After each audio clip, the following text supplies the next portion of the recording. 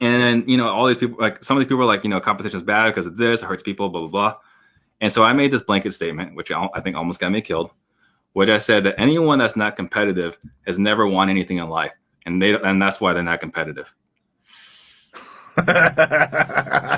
Stares I got basically saying you guys are a bunch of losers. That did not go as well as I thought it could have gone. But it's not entirely wrong.